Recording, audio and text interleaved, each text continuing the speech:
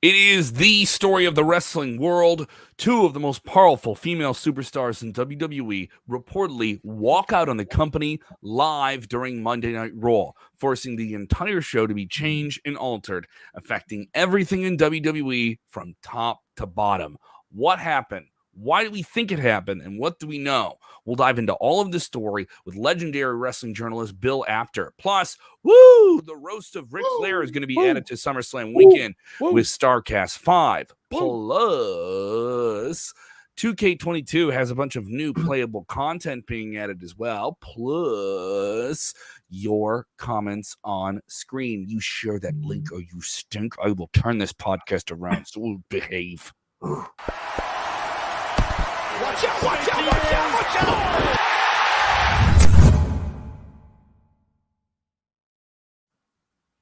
Watch out! Watch out! Watch out! Watch out!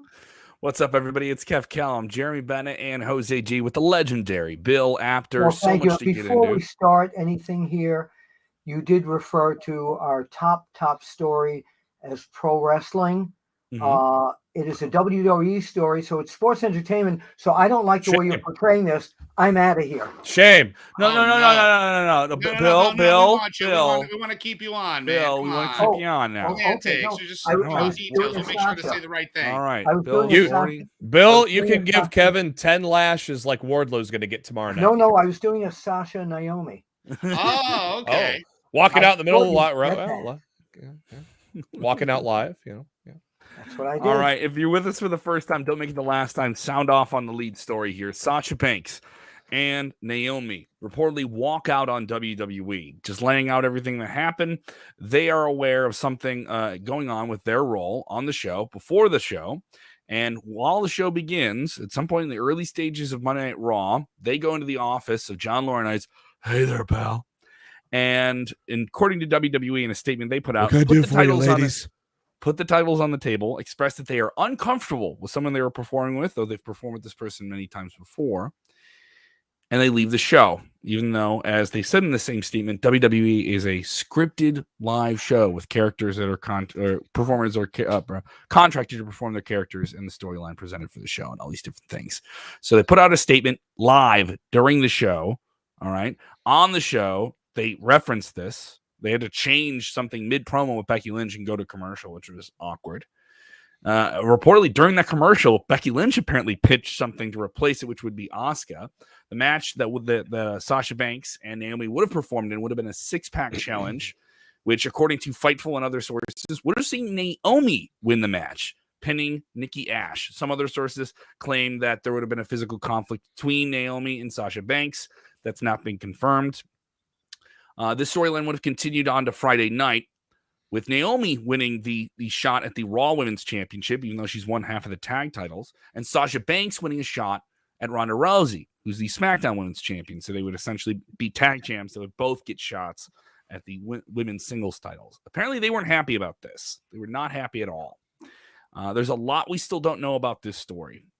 And there's a lot of hearsay of when they walked out. Did they have a confrontation with Vince McMahon? We're told that they did. We have WWE saying that they did indeed talk to Laurinaitis and walk out and come in with their bags and say, "Here, what can I do for you, ladies?"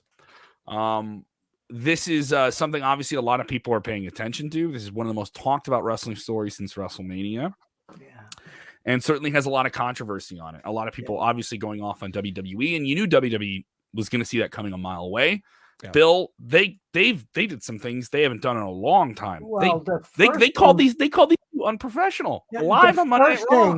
The first thing here to look at is that this is a new WWE, because if somebody had done this in the past, it would be, there might be a little bit going on the internet, but they put out an actual statement about this, which is so different from anything WWE has really done in the past. They usually keep their something like this internally, pretty much. Some of it might sink out, but they put out their own official line, which totally blew me away.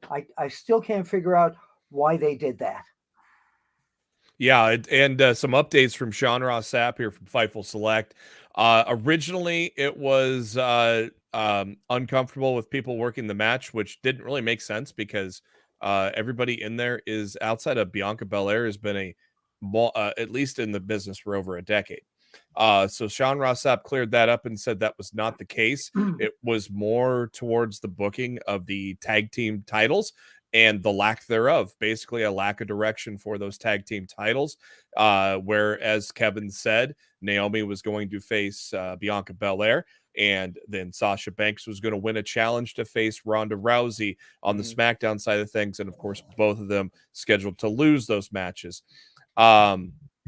So that was the main thing, according to sources that Shawn has talked to and some people that are kind of close to the situation as well, is just the frustration of where the tag teams were kind of heading, and just the fact that there's been no lack of direction ever since they won these tag titles.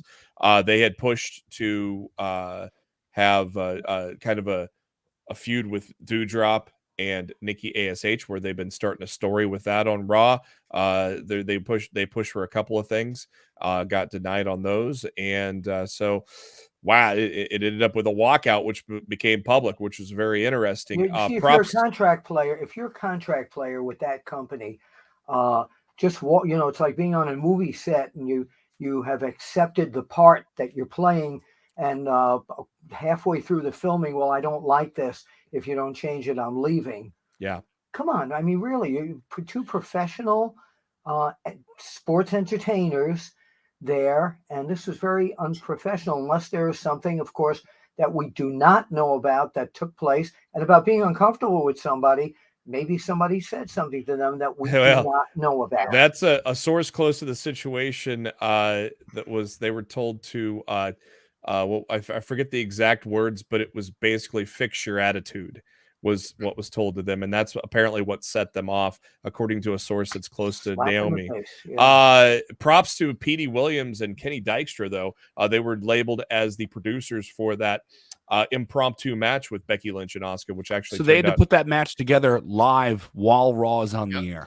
And change the main event of the show. And basically two agents that are pretty new with the company, Petey Williams and, of course, Kenny Dykstra, if you remember him from the Spirit Squad. Those are pretty new agents. And it's almost like this story affects more than just two people. Oh, wow. It does. It does. There was also reports that, that there weren't any refs appointed to this match. There weren't any producers appointed to this match. So this whole thing from the very beginning, it was almost destined to fail. And it seems like Sasha Banks has like this thing with the tag titles where this happened to her in 2019 with Sasha. She didn't walk out, but she had a situation where everybody was talking about Sasha Banks while she had the women's tag team titles. Same situation happening right now. We don't have all the details, but the details that we do have from good, reliable sources, man, it's unfortunate, man. I don't. Do you want me to read there's a friend of Naomi's that posted basically a timeline of things. Do you want me to go over that at all, or Jeremy, why don't you lay that up and I'll read out the statement that obviously WWE put out so we can dig into the details of how WWE put out a narrative of this during the show. I'll go through this as fast as I can because I'm a good fast reader anyways. This is a source of a very good friend of Naomi's, according to some reputable sources. This is basically a timeline that has been set up of the whole thing. That this isn't just a one night thing that boiled over. This was kind of bubbling for a while. You were approached in February and being put as a tag team. After both being promised big feuds at WrestleMania. You bite the bullet, put everything you got into being a tag team. It works. You get over. You win the titles at WrestleMania and become merch pushers. 5 weeks into your reign, you show up to live TV ready to work, and you are told you will be in the main event, and you are happy. You are both then told that one will be going over, pinning the other. You have questions why that decision is made and how that helps y'all. You request a meeting with your boss to discuss it. Your boss takes the meeting, and everything is going well. He understands your concerns. The meeting ends well, and the match is told to be reconstructed. For some reason, producers get mad about it. You then ask one of the members, with one of the members going over, what happens to your titles? You're basically told that you are carrying belts. They will use you to help both women's champions get more over. And I just broke that down for you, who facing who. Neither one of you will win solo titles, and you will not defend your tag titles until Money in the Bank. You ask for another meeting with your boss, but this time you're being called spoiled. A producer walks away screaming. He then comes back and tells both of you to fix your attitudes. Y'all have a brief meeting amongst yourselves and decide to stand up for yourselves. You go to another boss and make it clear you have concerns. You ask, why are you even in the match? Why aren't other women in it? You ask, why are your titles why do your titles have no stories for 2 months? Again, you're met with fix your attitudes. So after one final meeting with yourselves and asking others, you make the ultimate decision as a team. You work for the company. You work for the company. You're getting paid for the company. Mm-hmm. You're a performer for the company. This does not reflect on you personally. This is a story that you're involved in. Mm-hmm. You need to go with what they want to do, or why the heck are you working there? But at the same time, Bill, Vince McMahon has been very vocal and transparent in interviews where he wants input from wrestlers, right? He wants someone to challenge him on certain ideas, right? And we've seen that time and time again, where there are a select few of talent that do challenge Vince McMahon and end up, getting there. And I think this was one of those cases, but I don't know exactly where things fell apart, because Sasha and Vince McMahon, from what we understand, have a good relationship. Yeah. I don't know what happened here. I don't know exactly I don't even think this was a Vince McMahon thing. From what I understand and what I read from the reports, this was a producer's thing, kind of just making things up as they go. It sounded like management, whether it be Vince or right below him, was fine with the idea. And then producers got mad. McMahon and the top brass in WWE, from what we know, knew what they wanted to do before the show. Sasha Banks and Naomi did not want to go with this plan coming up into the pay-per-view in the next few months. They wanted to do something else. The agent, the producer on the match, who has to transfer those things, is the middle person. He is the assistant producer. He is the segment producer. Their segment is a match in the show. He's producing that segment. He's trying to produce it. They didn't want to go in this direction. They were given scripted points, and they didn't like the interaction with this producer. I don't think this is really a McMahon to them issue at this point. No, based on what you're saying. Now, this is what the company said. This is that statement. I know we've all seen this. Vince has the final. That's it. We're not doing it, or we are exactly. doing it. Yeah, because he's there in person to make. This is what WWE put out on WWE.com during Monday Night Raw. Yeah. Already, Corey Graves at this point has already called them unprofessional. This is the statement. When Sasha Banks and Naomi arrived at the arena this afternoon, they were informed of their participation in the main event for tonight's Monday Night Raw. During the broadcast, they walked into the head of talent relations, John Laurinaitis' office, with suitcases in hand, placed their tag team championship belts on his desk. Oh, they said belts. And walked out. Naughty. They claimed they weren't respected enough as tag team champions. Even though they had 8 hours to rehearse and construct their match, they claimed they were uncomfortable in the ring with 2 of their opponents, even though they had matches with those individuals in the past with no consequences. Monday Night Raw is a scripted live TV show whose characters are expected to perform the requirements of their contract. We regret we were unable to deliver as advertised tonight's main event. Now, there's some conflicts there. Let me ask you a question. Mm-hmm. Do you think if Triple H was running backstage that this would have been a different result? I don't know.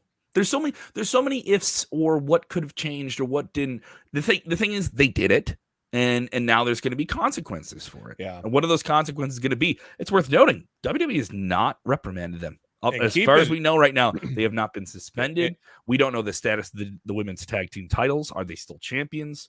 Are they still with the WWE? We have no idea. Yeah, and keep in mind, this is not a result of what just happened or what was planned to happen on Monday. This is what has been happening the past month and what was going to happen the next month afterwards, the next 2 months afterwards, because they weren't scheduled to defend those titles until July, which is kind of a point of contention. Do you want to get into some of the reactions from the wrestling world? Yeah, man, absolutely. We have a lot of fans talking. You guys who are, if you're with us live or on demand, continue to let us know what you think about this, because I know there's a lot of divided opinions about this. Yeah, Sasha Banks is a huge following online. Everyone's just right behind Sasha in this. You're starting to see blowback from this. We've heard internally there's some people very aggravated with her. Not as much heat on Naomi, even though Naomi walked out with her as well. But let's see what's going on. What's the a couple of tweets from old Uncle Dax, Jax Harwood from AEW. First off, CM Punk with a tweet. I don't know, was this tweet new from Punk? Let me look here. CM Punk tweeted, if you go back in time stand up for yourself, you should stand up for the workers. Now that's a response to Matt Cardona, who's kind of goofing around on the whole situation. And then Dax was agreeing with that with a 100. Dax also a message to Sasha: always stand up for what you believe in. Effing always. Brett Baker then during the show posts the graphic of the Joker. It's like, maybe teasing that one of those two ladies would be the Joker, which is not going to be the case. But Big Swole, you must find the courage to leave the table if respect is no longer being served. A quote from Tanae Edwards. And then going on, just some support. Mia Yim offering her support. Joey Janela, how come no one acted like this when I walked out on CZW in 2018? You don't look like that, Joey. Bill, did you ever encounter anything like this? Back during the golden era, 70s and 80s, any performer that might have walked out because of disagreements with booking, anything? There was one performer who we're going to be talking about pretty soon that's going to be roasted, that when he saw me backstage, there were rumors, I forgot what city it might have been Chicago. There were rumors all around the place that he was going to lose the NWA title to Ricky Steamboat at that time. And he saw me, and he went into a corner with Jimmy Crockett, and he said, what's going on here? If he's here with this camera, and George Napolitano's there and all that. So that title change that was supposed to take place on a specific night did not, but they still went ahead with the match. They didn't walk out. Did Steamboat ever win the NWA heavyweight title? Yes. Yes, he did. I couldn't remember. Eric Calavera, dude, this is so a work. I can tell you, Eric, who's texting in here. I mean, that's possible. That's what everybody possible. says. They come out Monday night on Raw, and one of the Becky Lynch, I can't believe what you two did. You just walked out on us. You could shoot yourself into a work, or you could work yourself into a shoot. And so either one of those is possible. Right now, it's not a work. Right now, it's not a work. Obviously, they can if they come to cooler heads, and you can get this. Yeah. And then there's a lot of people obviously saying, "Oh, this is WWE's fault." WWE was very aggressive about not letting this get ahead of them and put out this narrative immediately. About it. Yeah. Like as soon as that happened, they put that statement out and controlling their narrative immediately. Yeah, because they've never done anything like that before. Social media. They did a Nick Khan thing.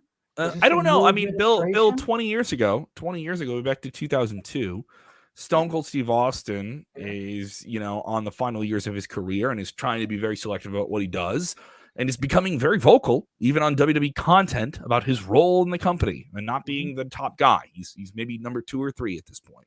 And they have already defeated, WCW. They're after the invasion stuff isn't working. What are you doing with Stone Cold? And he's very unhappy. And now you want him to lose clean on Monday Night Raw to Brock Lesnar, and he walks out. Yeah, he walked out because there was no build to it. There was no sense to it. He kind of wanted it to mean something, and just by doing it like that, it just didn't mean anything to him. He wanted it to build to something to make it pay off. But it's still the most regrettable thing he's ever done in his career, and he said it. And they painted him in a certain light. Oh yeah, they did. And walked home. Different mindset, different time. That's right. Mind you, in that situation, he was advertised in advance. People knew Stone Cold was going to be there. He was supposed to get pinned by Brock Lesnar in that match, right? Yes. Yeah. He was supposed to lose to Brock Lesnar. Somebody just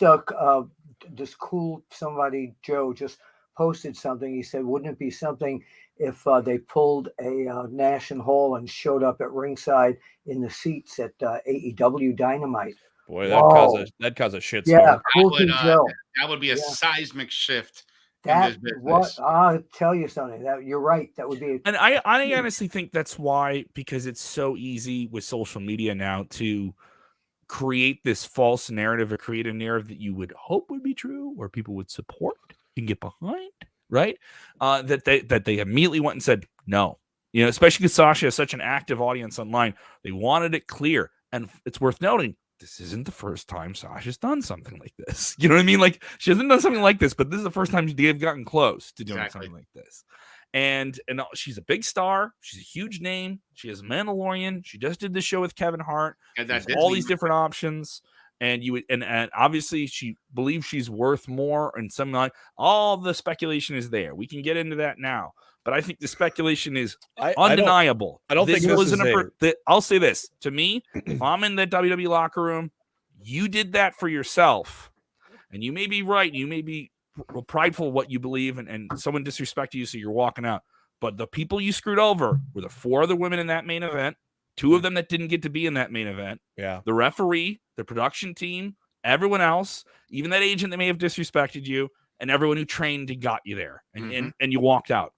And to me, like, there's just there's no way to debate the unprofessionalism. Yeah, but bravo to the people who fine-tuned and were able to put something else in that place. And a lot of people are wondering, why did Naomi go with her? Because this isn't just about Sasha this time. This was about her and Naomi, and Naomi agreed. So this ain't about Sasha or her alone in this case. Gentlemen, I have to leave. No, I seriously do. I have an appointment that I cannot miss right now. I still have my original credit card looking thing for the Roast of Ric Flair. I was supposed to be part of that at Starrcade many years ago, and this is going to be fabulous. I mean, you can't miss this. I was a part of a lot of wrestling ring roasts and stuff, and they're really a lot of fun. But you fans have to understand that the insults are all done in fun. Don't get angry at them. You only roast the ones you love. Of course, check out Bill Apter's page up now at sportskeeda.com. A lot of great content from you there, Bill. Bill, thank you so much for your insight on this. And obviously, I love being on the show here. And my current column, if you go to Sportskeeda, Bill Apter profile, is about what wrestler I picked, what male wrestler I picked, who would give Ronda Rousey a hell of a fight and vice versa. Ooh. Okay, but I don't want to say who it is. All right. All right. Thank you. Hey, guys, is wrestling fixed? I didn't know it was broken. I didn't know it was broken. All right. Thank you, everybody. Thank you so much, Bill. See you next week. All right. Definitely go check out Bill's book, a wonderful book of the 40 plus years he's had in the business is Wrestling Fix. I didn't know it was broken. It's available on Amazon as well. Obviously, he led us into this story here, the Roast of Ric Flair. Now, we know yesterday we announced Ric Flair's last match. That is the event. It'll be a part of Starrcast V, SummerSlam weekend in Nashville, Tennessee, that last weekend in July. And the Roast of Ric Flair will also be a part of the weekend as well. This has been announced as well for the weekend. Now, the Roast of Bruce Pritchard, which was a part of the first Starrcast weekend, this is the one that was done in the lead up to the first All In some years ago. I saw this live. It was one of the most entertaining things in terms of a non-wrestling kind of like panel event I have ever seen. Point blank. Bill was a part of that weekend. He did a special panel on Andy Kaufman. But this roast... all the controversies of Rick aside, and you can talk about those things, and we're not sliding those in or ignoring them. You have to think if those things are going to come up in this roast. I got to agree here with Ricky Castillo. If Jeffrey Ross isn't on this roast, I'm not watching it. Right? That's another thing is seeing the roast that every show's put together, and I was saying this as a comedian. They put some really great comedians on that lineup. You can't just do this and have wrestlers out there because I think wrestlers are going to want to tell stories and do these different things. You have to have concise, well-pointed, well-articulated, well-timed jokes. And also, what's the dais going to look like? Obviously, Rick is going to be roasted, but who up there with him is going to get roasted? Yeah. James Mattern did this before, a really great comedian who has performed with Shuli Egar. Shuli has done one of these as well before from the Howard Stern show. I've had the pleasure of performing with both of them. They both said it was one of the doing one on Bruce Pritchard was one of the most fun they've ever had. And Dan St. Germain, who also produced the Wrestling Roast podcast for ad-free shows. I would expect either all three of them or the two of the three of them to be involved in this for sure. WWE should get into the roast business during Hall of Fame weekend, right? Like, they should do it. They should do replace the Hall of Fame. Give me a roast. Yeah. They should definitely replace the Hall of Fame. Apparently, they did one of Vince McMahon. That there's a tape of it somewhere, but it was never meant for public consumption, and that this was done as like a private event, and it was taped on one camera. I've heard that from several people, and I almost wish Bill was still with us. Maybe he could probably confirm it for us. And I would love to see it. It is something that was explored in the early days of the WWE Network, but they never pulled the trigger and did it. Yeah, which is odd because that was when all the Comedy Central roasts were kind of on fire. You had Donald Trump, Bob Saget, Kid Rock, Justin Bieber. There was a lot of good ones there. And those were events. Like you would watch, I would get excited to see those come out, man. Yeah. Even if it wasn't a celebrity I didn't care about. Ricky Castillo, how do you get a helicopter on an airplane? Call Ric Flair. Woo! I bet there'll be marriages talked about on that roast. Oh yeah. Which one? Which one? All of them? Yeah, so it'll be interesting to see how this plays out here. DLC platform here, the DLC downloadable content for WWE 2K22. We're doing something special with that. A most wanted pack has been announced. Vader will be involved there. Ilya Dragunov from NXT UK, the Boogeyman. Yes, and Cactus Jack, among others, set to be a part of it. Indy Hartwell as well. A lot going on with this DLC pack, and it seems like the more I talk to people about 2K22, the more they say this game is more fun to play. I know they've probably put some patches in the game. It has been so much more well received than the unmitigated disaster that was 2K22. We're doing a special live stream with this, Jeremy. Our first Twitch gaming stream is going to be going down this Wednesday night. Yeah, so this DLC pack actually just dropped today with those 6 wrestlers. $9.99 is the price. Also comes with nine times. Also comes with My Faction cards with it. If you play the My Faction, kind of like the My Team mode, if you're familiar with the NBA 2K type of deal there, where you can build your own team with cards and stuff. There are going to be 3 more DLC packs coming out in the months ahead. And so, yeah, we're going to, after Dynamite tomorrow night, we are going to kick off the Twitch here with Getting Over on Twitch. And we're going to be doing some GM mode. We'll start a GM.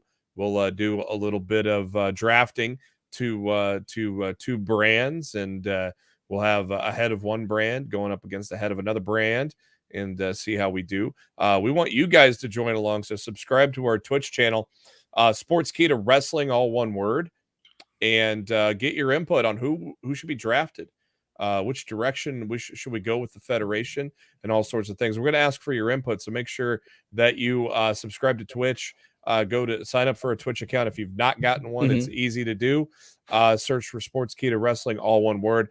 After Dynamite, a little bit after Dynamite goes off the air, we're going to go live for about an hour and run the GM mode to start the first couple weeks of how the GM is going, how that universe is going to play out. And if you can't catch that live, you can also watch those on demand on Twitch as well for the next few weeks. Yeah, you only have 30 days to watch it on demand, because after 30 days they delete the recorded video. Yeah, there you go. Stay on top of it. Yeah, so definitely join in tomorrow night after Dynamite and give us your 2 cents and let us know what direction you want to go, and we're gonna have a lot of fun doing it.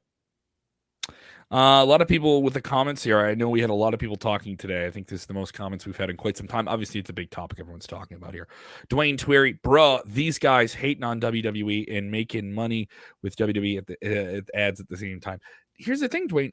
I get the idea. We had somebody earlier saying that we were WWE ass kissers earlier in the same stream. So there's no way to please anybody here. And I don't know if you saw the whole show, Dwayne. So here, and the other people saying the same thing. I'm of the thought there's still so much we don't know about this.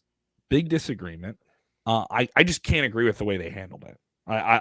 To me, I was like, go out there and do the match, and if you want out, do that, because then you just affected everyone else watching the show, everyone else producing the show, everyone else on the show. Breaking news! What do we got? XFL has struck a deal with Disney. Man. XFL. Well, I mean, The Rock and $7 already got a good relationship with Disney, so this is not surprising. Yep. All right, XFL is the Pro Football League launched once again by Vince McMahon and Alpha Entertainment, a Southside property. Fell apart during the pandemic. The Rock and an investment group came in. Redbird, I believe I think Redbird is the name. I don't something like that. Yeah. It came in and they bought a majority interest. They're going to relaunch the league next spring. Yep. So the games, regular season and playoff games, set to be airing on ESPN, ABC, and FX. Oh. good for them. Of course, the USFL is on right now and has some presentations, kind of like spring summer football league. Though my God, I don't believe that league has been well received. It is boring AF. Jeremy, did you see the USFL player doing drills? I've watched while a few smoking games a cigarette. Did you see this? Nice. Yes. Nice. He was on camera smoking. That's like that 2002 movie with Keanu Reeves, The Replacements. You know how terrible it is when Pat smoking some beers and smoking a cigarette. You know how terrible it is it's on Fox and Pat McAfee was trashing it on SmackDown. And a lot of people with different things here. It is interesting to see how this all plays out. Like this whole situation with Sasha and Naomi, there's still so much we don't know about it. I'm of the thought, and we've covered it. I think they could have handled this a better way. Like even if it's there's so many other things that people in WWE do that they don't want to do, that are scripted things that they go out there and they do them, you know. And if you get put in that position and this is how you want to handle it, I just think there's other ways. I've been in a locker room. I've worked in the independent wrestling world. I've been in a situation similar to this. And if that person chose to go another way, and this is a long, long time ago, and I'm a fly on the wall in that situation, I felt for not that person, but everybody else who's affected by that. Everybody else who's supposed to be in that match. Everyone falls on them. Yes, and I don't disagree if they have they're very upset about it, but the consequence of it doesn't outweigh, you know, like, well, I have pride. That's fine, but there's something in pride as well. You know, there's a sacrifice. Do you think Kevin Owens was excited to do this oddly created gimmick with Ezekiel, which on paper looked kind of ridiculous, though now it's playing out to be great, and Ezekiel because he's made it great. Yeah, Kevin Owens is making that great. Yes. Kevin Owens is making that great. Ezekiel looked good in the ring on Monday too. I mean, and then adding Gable and Otis. Look at that signature knee. That's Elias's move. Well, here's another thing. We're not talking about anything else on Monday Night Raw. Nothing. No, not after last night. No. So this is another thing. Is you went and made a distraction for everybody else on the show, and you went and made a distraction for all the fans following the show. So what have you done? I know some people are like, oh, there needs to be this and stand up to WWE and all these different things. I get it. But in my mind, I'm just like, there are individuals affected by your actions and consequences of those actions. Mm-hmm. So that's all I'm saying. That isn't a pro WWE stance. It's a pro wrestling stance. That's my stance. So if anyone says we're a pro WWE podcast, no, we're a pro wrestling podcast. Well, I think he just told us we were an anti-WWE podcast. I know. We had some people saying that we were. We had somebody. We had two different comments on the show. That's why I'm doing a WWE video game stream tomorrow night. Right after Dynamite. Right after Dynamite. Where Jose and I will probably talk about Dynamite. You company shill. You're just a shill from McMahon. We're gonna merge the two companies tomorrow night. I hope you collect your check from Jacksonville and Stanford at the same time. I would like to. Yes, please. Definitely follow us on the Twitch machine, Sportskeeda Wrestling, all one word. You can follow at Jose G. Thank you so much, Jose. There's just so much we had to put together today at the last minute. I know. You can follow Apter Wrestling, Apter One Wrestling. Follow me at Kev Kellam and Jeremy Bennett as well on the Twitter machine at JB Huskers. Thank you guys so much. Did you enjoy this show? How come you haven't hit that like button yet? How come you haven't shared that link or you stink? Tell them what they got to do when they watch wrestling, guys. Even when your favorite wrestler walks out of a live Monday night show, you just have to take a deep breath, exhale, remember that everything's okay, and to enjoy wrestling. Yeah. Talk. Let me talk to you. Talk it out. You should talk it out first. That's what you should do. Watch out, watch out, watch out, watch out.